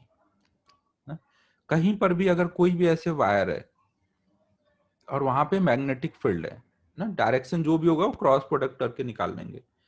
ये हमने उसके एक छोटे से डीएल लेंथ पे फोर्स निकालना है ना। अगर हमें पूरे वायर पे फोर्स निकालना है तो हमें क्या करना पड़ेगा, इसी को इंटीग्रेट करेंगे जब, तो पूरे वायर पे फोर्स आ जाएगा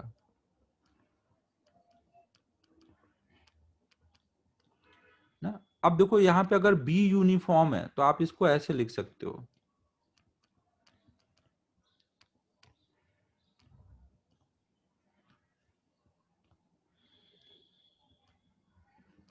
ना। इसका क्या मतलब हुआ कि मान लो आपके पास ए क्रॉस बी था प्लस कुछ सी क्रॉस बी था, दो बार क्रॉस प्रोडक्ट करके ऐड करना है। तो आप क्या कर सकते हो, पहले ऐड कर लो, बाद में क्रॉस प्रोडक्ट करो, बी को कॉमन निकाल सकते हो ना। तो यहाँ पे आप देखो क्या कर रहे हो, हर एक बार डीएल क्रॉस बी, हर एक डीएल का बी के साथ क्रॉस प्रोडक्ट करके ऐड कर रहे हो। तो आप बी कॉमन कर लो, पहले सब डीएल डीएल ऐड कर लो, फिर बी के साथ क्रॉस प्रोडक्ट करो, दोनों एक ही चीज है ना। ये कुछ समझ आ रहा है? क्रॉस प्रोडक्ट याद है ना, डिस्ट्रीब्यूटिव लॉ फॉलो करता है।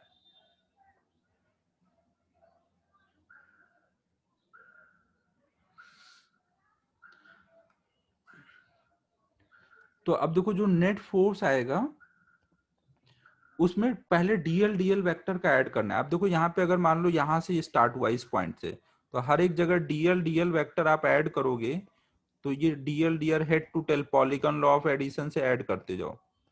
सारे डीएल डीएल वेक्टर ऐड करोगे तो आपको फाइनली क्या मिलेगा,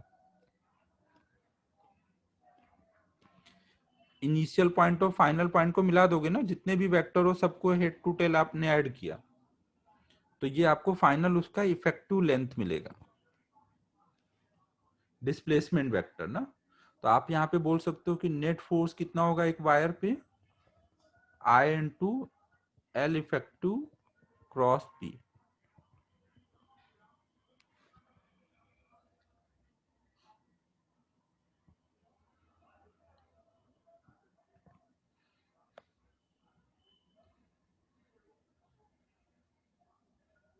हाँ बोल सकते हो लाइन इंटीग्रेशन।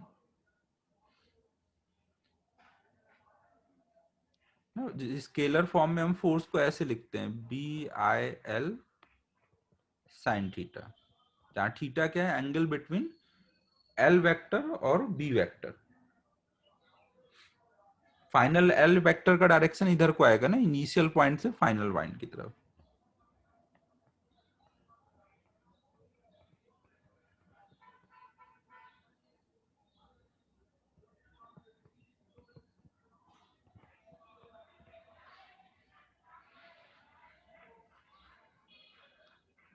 नोट कर लो इसे।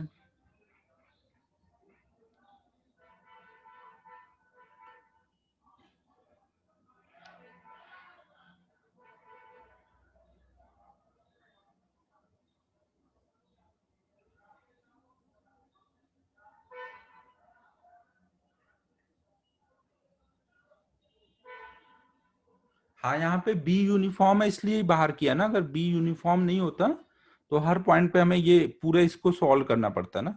यहाँ पे दोनों जगह बी है तभी कॉमन कर सकते हो, यहाँ B1 है यहाँ B2 है, तो इसको अलग सॉल्व करो, इसको अलग फिर ऐड करो। यहाँ पे बी यूनिफॉर्म था।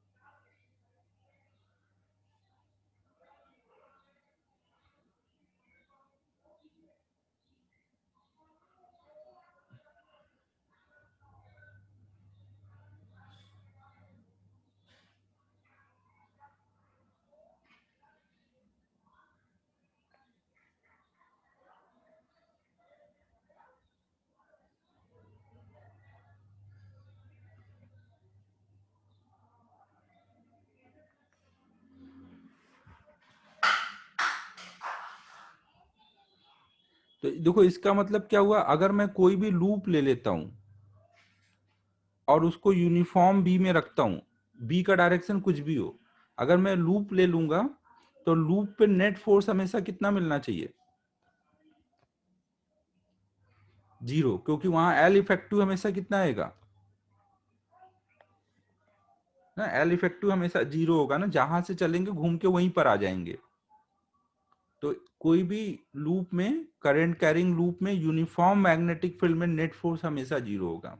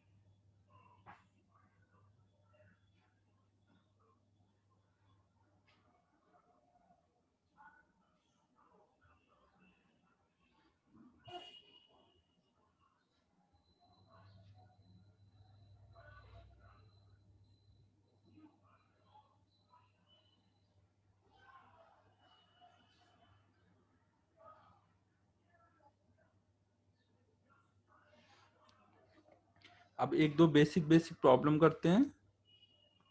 सपोज कहीं पे हमें सेमी सर्कुलर ऐसे वायर दिया है जिसमें आई करंट जा रही है, और इन टू द प्लेन यहाँ पे यूनिफॉर्म मैग्नेटिक फील्ड है, रिंग का रेडियस r है, तो यहाँ पे फोर्स की वैल्यू कितनी हो रही होगी और किधर को हो रही होगी।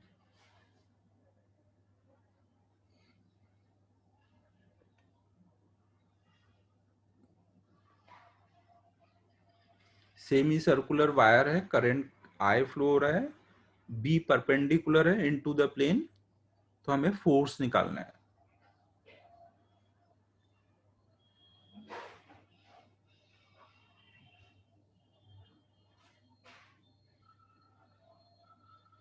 हाँ, 2BIR अपवर्ड। यहाँ पे हमारी इफेक्टिव लेंथ क्या हो जाएगी ना, हमेशा एक करंट जहां से चल रही है उधर से जिधर फाइनल जा रही है ना, इनिशियल पॉइंट से फाइनल पॉइंट की तरफ, तो ये हमारा एल इफेक्टिव हो जाएगा, बी अंदर को है तो एल क्रॉस बी करोगे तो फोर्स ऊपर को लगेगा, तो मतलब यहाँ पे फोर्स ऊपर को लग रहा होगा। फोर्स की वैल्यू हो जाएगी BI एल इफेक्टिव मतलब 2R साइन थीटा, यहाँ पे 1 होगा ना, क्योंकि एल स्क्रीन के प्लेन में है और बी परपेंडिकुलर है, तो साइन 90 आएगा, वो 1 हो जाएगा।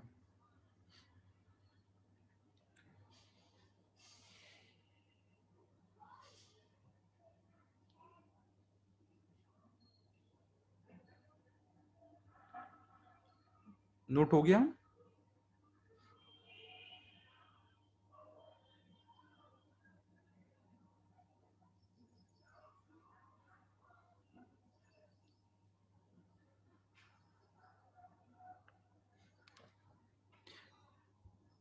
अगर मान लो एक स्ट्रेट वायर जिसमें कुछ आई करंट जा रही है, परपेंडिकुलर बी में रखा जा रहा है, बी यहाँ पे यूनिफॉर्म है, तो इसमें हमें फोर्स निकालना होगा, तो हमें पता है हम फोर्स निकाल लेंगे एल क्रॉस बी करके, तो ऊपर को आ रहा होगा। तो ये फोर्स अगर स्ट्रेट वायर है तो उसके लिए हम पॉइंट ऑफ एप्लीकेशन भी ध्यान रख सकते हैं। ये सारा का सारा जो मैग्नेटिक फोर्स होगा उसको हम लोग इसके मिड पॉइंट पे लगा देंगे ना। स्ट्रेट वायर में ही केवल ऐसा कर सकते हैं ना, कई बार टॉर्क निकालने की कभी जरूरत पड़ेगी तो यूनिफॉर्म बी में स्ट्रेट वायर पे ये कॉन्सेप्ट हम लोग यूज कर लेते हैं। ठीक है, समझ लो।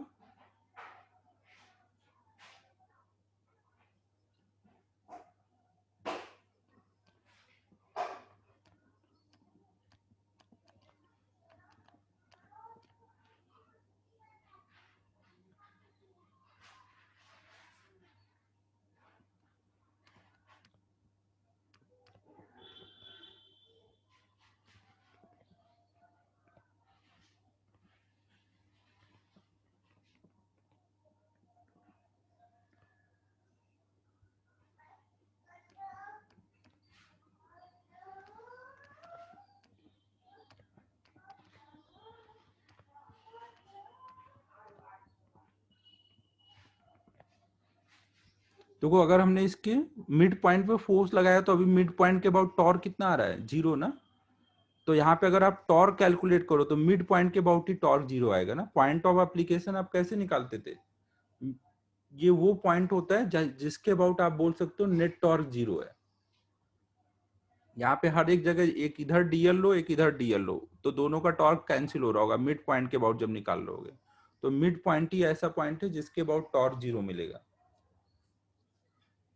पॉइंट ऑफ एप्लीकेशन मतलब वो पॉइंट ढूंढना होता है जहां पे हम सारा फोर्स लगा सके। जब उस पॉइंट पे फोर्स लगाएंगे तो उस पॉइंट के अबाउट टॉर्क 0 होता है ना, मतलब आपको ये ढूंढना होता है किस पॉइंट के अबाउट टॉर्क 0 है, वही हमारा पॉइंट ऑफ एप्लीकेशन होता है ना। पीछे ये सब रोटेशन में कराया हुआ है, तो ये याद रखना ना, स्ट्रेट वायर पे फोर्स का point of application mid point पे लेंगे।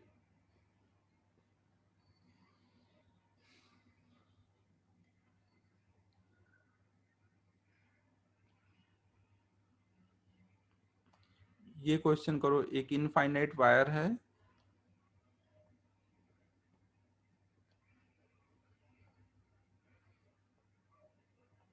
जिसमें कुछ आई करंट जा रही है, इसके वजह से हमने एक एल लेंथ का यहाँ पे वायर रखा है, इसमें I1 करंट है, इसमें I2 करंट जा रही है। तो हमें इस एल लेंथ पे कितना फोर्स लग रहा होगा वो निकालना है ड्यू टू ये इनफाइनाइट वायर।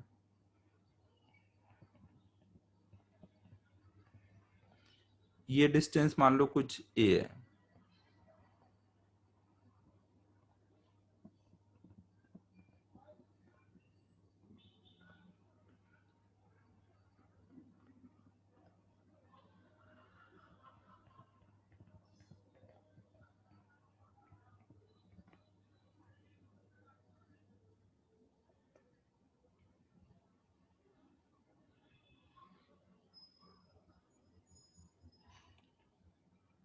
यहाँ पे ये जो कॉन्सेप्ट बताया इसका कोई यहाँ यूज नहीं है ना, ये मैंने ऐसे ही बताया था क्वेश्चन, बस अभी मैं अलग प्रैक्टिस करा रहा हूँ फोर्स निकालने की।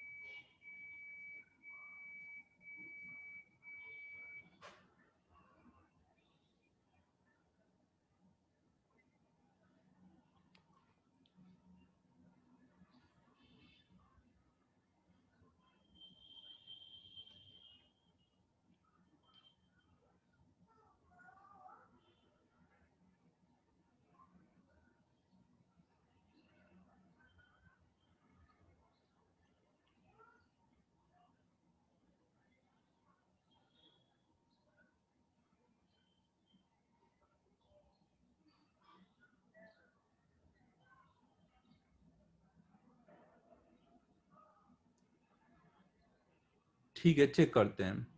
देखो यहाँ पर अगर हम x डिस्टेंस पर एक छोटा सा dx लेंथ का वायर ले लें, इस पे छोटा सा ऐसे dx लेंथ का वायर ले लिया, तो इस dx लेंथ के वायर पे फोर्स कितना लग रहा होगा। पहले तो बी का डायरेक्शन देखो, इधर को अगर आप राइट हैंड के फिंगर को रखोगे और फिंगर कर्ल करोगे, ऐसे फिंगर कर्ल हो रहा होगा, तो बी का डायरेक्शन आ रहा होगा ना, इधर बी बाहर आ रहा होगा, इधर को बी अंदर जा रहा होगा ना, बी यहाँ पे अंदर को है और करंट इधर है ना, करंट इधर है, तो हमारा क्या हो जाएगा, एल क्रॉस बी करोगे ना, एल इधर को है, क्रॉस बी, बी अंदर को है, तो एल क्रॉस बी करोगे तो थंब ऊपर को आ रहा होगा, मतलब फोर्स ऊपर को लगेगा यहाँ पर ना। एल देखो, जिधर करंट होती है उधर को डीएल लेते हैं ना, तो यहाँ डीएक्स लेंथ का डायरेक्शन इधर लेना है ना, डीएल क्रॉस बी करना है ना डायरेक्शन के लिए। पहले इस छोटे से लेंथ पे फोर्स निकालेंगे, तो dx क्रॉस बी, dx इधर है बी अंदर है, तो dx क्रॉस बी ऊपर आया, तो df की डायरेक्शन निकाल लिया, मैग्नीट्यूड कितना बोलेंगे, आई की वैल्यू I2 है into dx cross B, cross B में b और dx के बीच में एंगल 90 है ना, तो साइन थीटा 1 हो जाएगा, dx इंटू बी लिख देंगे। ये बात सबको समझ आई, b परपेंडिकुलर टू स्क्रीन है ना, और dx स्क्रीन के प्लेन में है, और सारे फोर्स ऐसे ऊपर को आएंगे ना, इसी को हम इंटीग्रेट कर लेंगे तो नेट फोर्स आ जाएगा, तो ये कितना हो जाएगा, I2 बाहर आएगा, dx into B, B X distance पे कितना होगा, म्यू नॉट I1 अपॉन में 2πx, है कि नहीं, और इसको इंटीग्रेट करेंगे a से लेकर के a प्लस एल तक, तो ये हो जाएगा म्यू नॉट I1 I2 बाहर चला जाएगा, 2π बाहर चला जाएगा, 1/x का इंटीग्रेशन ln x, लिमिट डाल देंगे तो ln a plus L upon में a। उन्होंने ln तो कोई ने नहीं बताया था।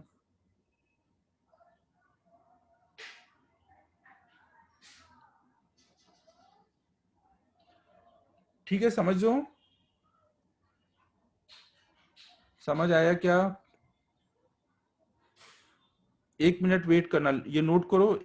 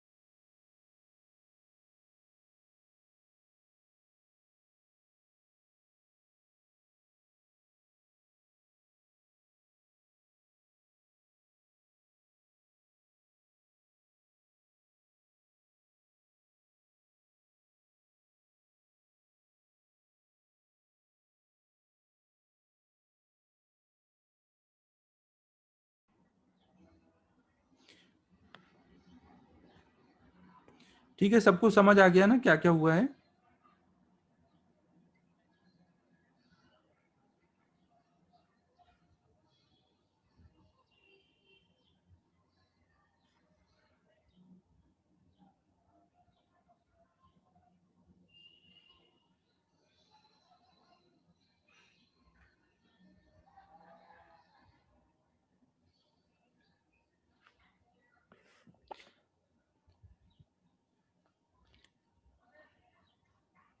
मान लो एक इनफाइनाइट वायर है जिसमें,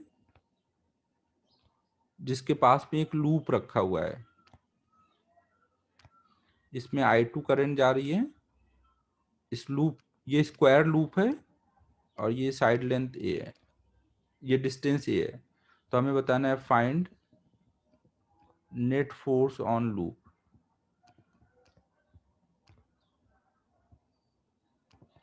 अबे राज, ये यूनिफॉर्म मैग्नेटिक फील्ड नहीं है ना, ये नॉन यूनिफॉर्म है, वो आपने यूनिफॉर्म के लिए पढ़ा था।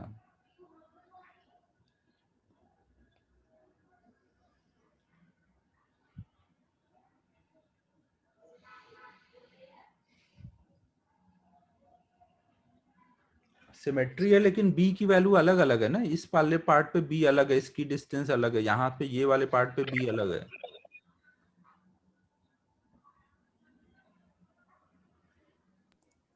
सर वो ऊपर की जो लाइन में होगा वही नीचे की लाइन में होगा ना? हाँ तो ये दोनों का तो कट जाएगा, बट इनका क्या लूप है ना।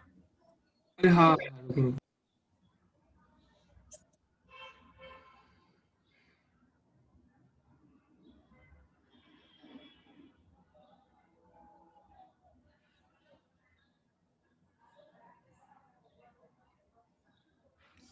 तुम लोग नोट करो, मैं थोड़ी ड्राइंग की प्रैक्टिस कर रहा हूँ।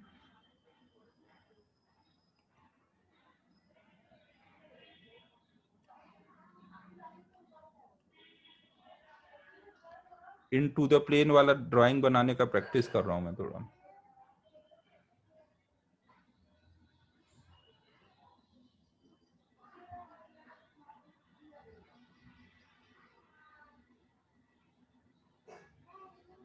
देखो ये ड्राइंग में समझ आ रहा है कि finger into the plane कर लो रहे हैं, थंब इधर जा रहा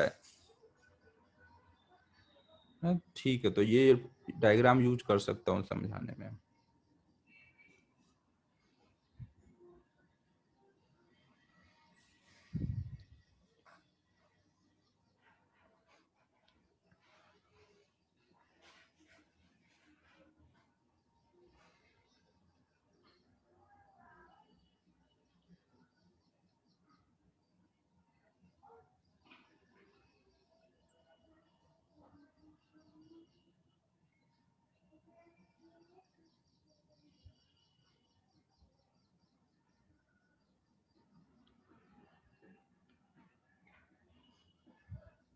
ये क्रिस का क्या चक्कर है भाई, मुझे नहीं पता। चलो अब देखते हैं इसमें। देखो यहाँ पर जैसे इसके लिए जब आप देखोगे तो जो भी x डिस्टेंस पे आप एक dx लेंथ लोगे, तो उस पे पहले तो b का डायरेक्शन दिखा लेते हैं। b यहाँ पे क्या हो रहा है, बाहर को आ रहा होगा, इधर को b अंदर को है हर जगह। फिर इस b के वजह से जब फोर्स देखोगे तो इस पे फोर्स ऊपर को लग रहा होगा df, और यहाँ पे करंट का डायरेक्शन अपोजिट है ना, तो dx क्रॉस b करोगे जब, तो यहाँ df इधर को लगेगा, और ये भी सेम डिस्टेंस पर है जितने पर ये है। तो ऐसे वाले वायर के फोर्स सब कट जाएंगे ना, हर एक dx के लिए जो दूसरे अपोजिट में dx होगा उसका फोर्स कैंसिल कर रहा होगा। तो केवल इस बार इन दोनों पार्ट की वजह से फोर्स आएगा। अगर हम इसको नाम दे दें ए बी सी डी, तो ए बी पार्ट और सी डी पार्ट की वजह से फोर्स आएगा ना। ये ए डी पार्ट और बी सी पार्ट का फोर्स नहीं आएगा, वो आपस में कैंसिल हो रहा है। ए बी पार्ट पे अगर आप फोर्स का डायरेक्शन देखो तो किधर हो रहा होगा, करंट इधर को जा रहा है और बी अंदर को है ना। तो जब आप राइट हैंड के फिंगर कर्ल करोगे ना, फिंगर जब आप कर्ल कर रहे होगे तो फोर्स का डायरेक्शन ऐसे आ रहा होगा ना, इधर को फोर्स आ रहा होगा। ऐसे जब इधर के लिए करोगे ना, V क्रॉस B करोगे, तो उसमें फोर्स का डायरेक्शन अपोजिट आ जाएगा। ये मान लो F1 है, ये F2 है। F1 की वैल्यू ज्यादा आएगी क्योंकि वहां पे वायर के पास में है ना, तो वहां B ज्यादा है, यहाँ पे B कम है ना, तो ये फोर्स ज्यादा होगा ना। तो नेट फोर्स अब निकालना है, तो आप क्या करोगे, F1 माइनस F2। अब ये जो पूरी वायर है, ये पूरा आप बोल सकते हो यूनिफॉर्म मैग्नेटिक फील्ड में है ना, क्योंकि इसके हर पॉइंट की डिस्टेंस वायर से x है, सेम है, a है। तो ये एक यूनिफॉर्म मैग्नेटिक फील्ड में है ना। तो इस पे फोर्स कितना हो जाएगा, बी की वैल्यू कितनी होगी, म्यू नॉट I1 अपॉन में 2 pi A, B I L, L कितना है उसका, वायर का लेंथ एल है ना, साइन थीटा 1 होगा। फिर ऐसे दूसरे वाले के लिए लगाओगे तो mu naught I1 mu naught I upon 2 pi A plus L, ये बी की वैल्यू हो जाएगी, बी आई एल।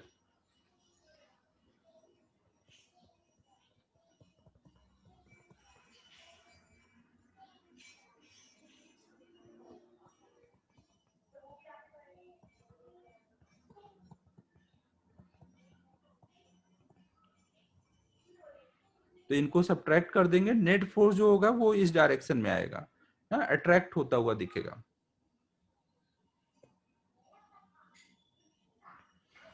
या इसको और सॉल्व कर लेते हैं।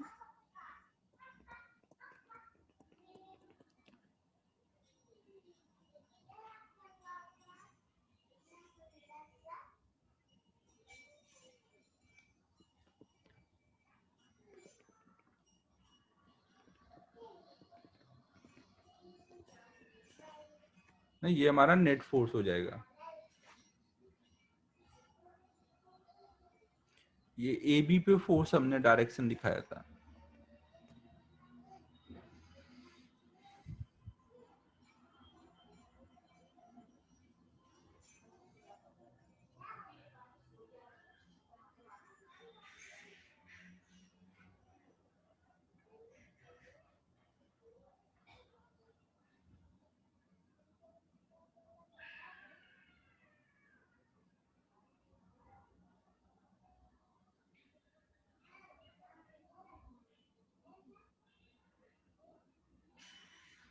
अच्छा अच्छा, ओके।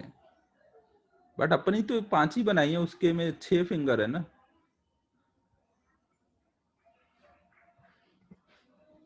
सब सही फिंगर बनाई है भाई।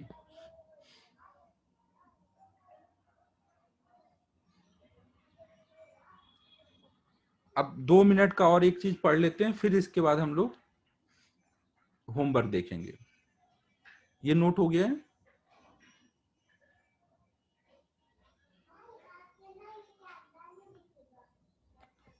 नेक्स्ट हेडिंग डालो, फोर्स बिटवीन, ये फोर्स बिटवीन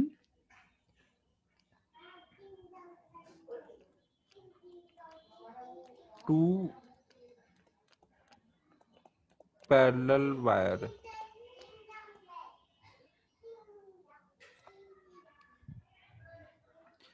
देखो ये क्या है। अबे यार, अभी क्लास से फ्री होऊंगा तभी ना रिजल्ट देख पाऊंगा। रात में रिजल्ट आया, कैसे अभी रिजल्ट देख लूं मैं।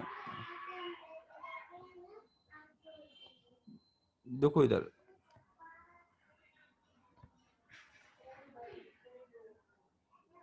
देखो यहाँ पे मान लो हमारे पास 2 इनफाइनाइट वायर है, उनमें कुछ I1 I2 करंट फ्लो हो रही है ना। यहाँ पे I1 करंट जा रही है, इधर I2 करंट जा रही है, इनके बीच की डिस्टेंस कुछ d है। 2 इनफाइनाइट वायर है ना, तो हमें अब इनके बीच में फोर्स निकालना है। देखो जब इनफाइनाइट वायर होते हैं तो वो फोर्स भी फिर वहां पे इनफाइनाइट ही लगेगा ना, तो इसलिए हम लोग यहाँ पे फोर्स पूरे वायर पे नहीं निकालते हैं, केवल एक पर यूनिट लेंथ निकालते हैं। तो हमें यहाँ पे निकालना है कि कोई भी एक वायर की वजह से दूसरे वायर पे फोर्स पर यूनिट लेंथ कितना लग रहा है ना। हम यहाँ पे फोर्स निकालना चाह रहे हैं बिटवीन टू पैरेलल वायर पर यूनिट लेंथ। तो उसके लिए देखो हम कैसे सोचेंगे, हम इस पे कुछ एल लेंथ कंसीडर कर लेंगे और इस एल लेंथ पे फोर्स निकालेंगे दूसरे की वजह से, फिर एफ बाई एल कर देंगे तो फोर्स पर यूनिट लेंथ आ जाएगा। देखो ये कितना आ रहा होगा, यहाँ पे इसके वजह से अगर हम बी निकालें तो बी यहाँ पे बाहर को आ रहा होगा, इधर के साइड में अंदर को आ रहा है। अब इस बी के वजह से इस पे फोर्स देखोगे तो फोर्स कितना लग रहा होगा, एल क्रॉस बी करोगे तो इधर को फोर्स लगता दिखेगा। और फोर्स का मैग्नीट्यूड कितना होगा, बी की वैल्यू होगी म्यू नॉट I1 अपॉन में 2 π d बी आई एल।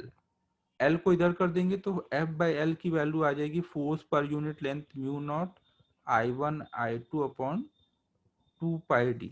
जहाँ पे भी पैरेलल वायर होते हैं वहां पे डायरेक्ट हम ये फोर्स का फॉर्मूला ध्यान रखते हैं, mu naught I1 I2 upon 2 π d।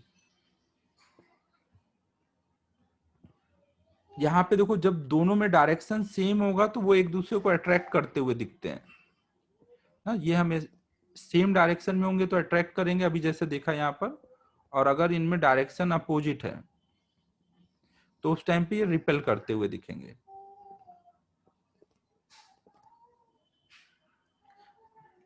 ना। ये आप यहाँ पे खुद से सोच सकते हो ना, रिपल्सन या अट्रैक्शन। अभी जैसे यहाँ निकाला ना वैसे निकाल लो यहाँ पे भी।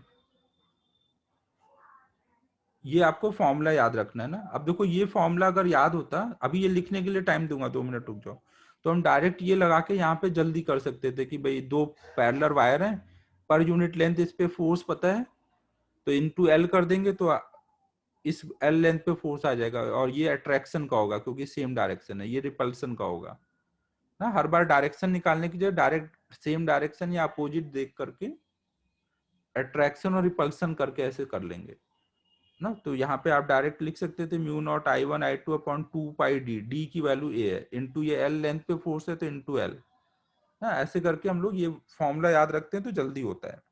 अब नोट कर लो इसको। हाँ, अट्रैक्शन हो या रिपल्सन फॉर्मूला तो सेम ही रहेगा फोर्स का ना। फोर्स पर यूनिट लेंथ निकालने का फॉर्मूला बनाया है।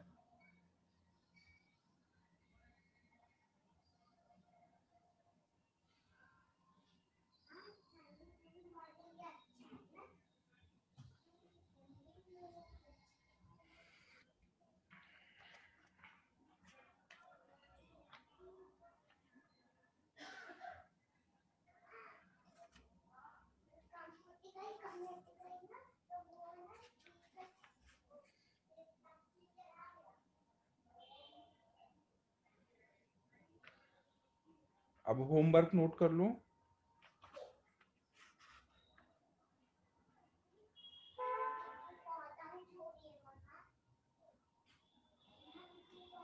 होमवर्क नोट करो।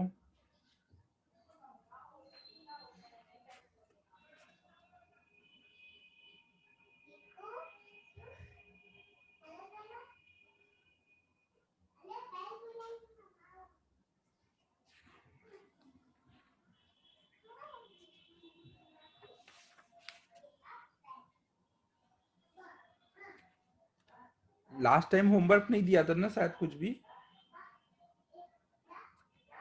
लास्ट क्लास में होमवर्क दिया था क्या चार्ज पार्टिकल पे कुछ भी? अच्छा दिया था, मतलब इलस्ट्रेशन 11 12 ये दे दिया होगा मेरे हिसाब से, 11 और 12 दिया होगा। हाँ ठीक है, तो होमवर्क में इलस्ट्रेशन 13,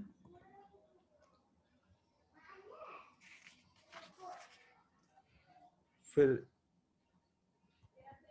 इन टेक्स्ट एक्सरसाइज 4 कंप्लीट,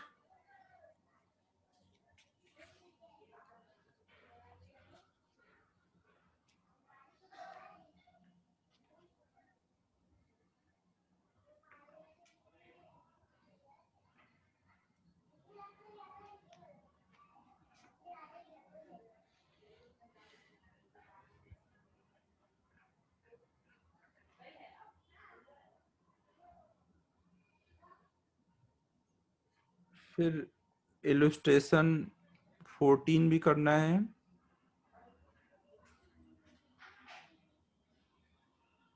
फिर 15 भी कर लेना,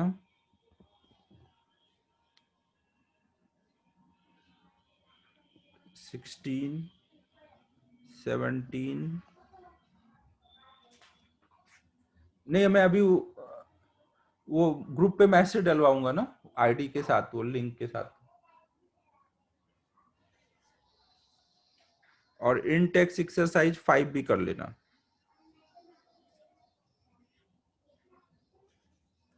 हाँ, नेक्स्ट लेक्चर में चैप्टर खत्म हो जाएगा खत्म।